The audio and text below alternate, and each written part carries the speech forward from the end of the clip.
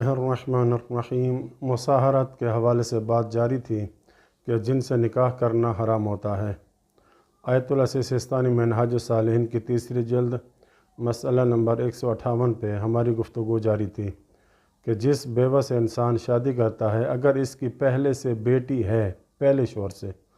تو وہ بیٹی اس صورت میں اس مرد پر حرام ہو جاتی ہے کہ جب بیٹی کی ماں سے جماع بھی کر لے۔ تو جس بیوی سے جماع کر لیتا ہے اس کی جو بیٹی ہوگی وہ ہمیشہ کے لیے اس مرد پر حرام ہو جاتی ہے۔ لیکن اگر بیوہ عورت سے جماع نہیں کیا، یعنی جمع کرنا اکٹھا کرنا، پھر بھی احتیاط لازم کے طور پہ حرام ہے کہ انسان ماں اور بیٹی دونوں سے شادی کرے، یہ جائز نہیں ہے۔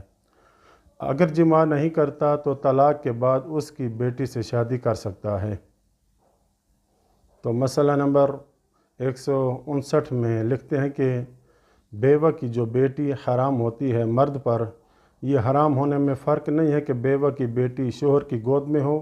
یا گود میں نہ ہو، یعنی بیوہ کی بیٹی مثلا چھوٹی عمر کی ہو یا بڑی ہو،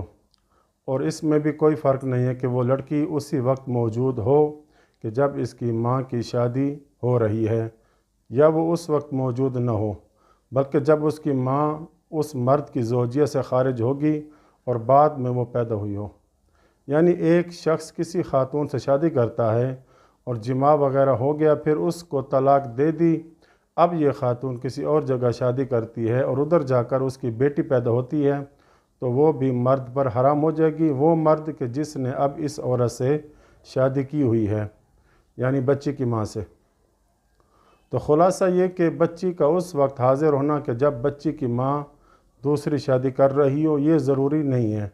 بس مثال کے طور پر اگر ایک خاتون سے عقد ہوا، پھر جماع ہوا، پھر اسے طلاق دے دی،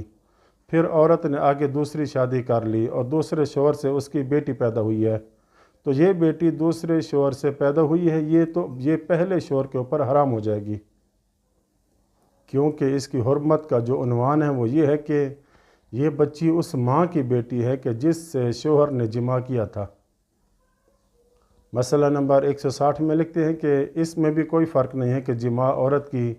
اگلی شرمگاہ میں ہوا ہو یا پچھلی شرمگاہ میں ہوا ہو۔ لکھتے ہیں کہ یہ کافی نہیں ہے کہ ایک مرد نے جماع تو نہیں کیا، لیکن اس نے اپنی منی عورت کی شرمگاہ کے اوپر ہی نکال دی، اور جیسے کیسے منی عورت کے رحم میں چلی گئی،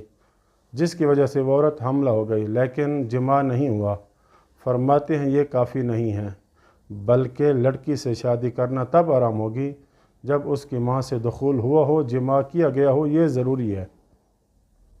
اور اسی طرح دخول میں کوئی فرق نہیں ہے کہ دخول اور جماع حالت اختیار میں ہو یا مجبوری کی حالت میں ہو یا نیند کی حالت میں ہو وغیرہ، بس جماع جیسے ہی ہوا اس کی لڑکی اس مرد پہ حرام ہو جائے گی۔ اب سوال یہ ہے کہ مرد نے ایک عورت سے شادی کی ہوئی ہے، اب وہ مرد بیوی کی بھتیجی وغیرہ سے شادی کرنا چاہتا ہے، کیا یہ شادی ہو سکتی ہے؟ اس کا جواب اگلی آنے والی ویڈیو میں دیں گے انشاءاللہ تعالی۔ وصلی اللہ علی محمد و اہل بیتہ۔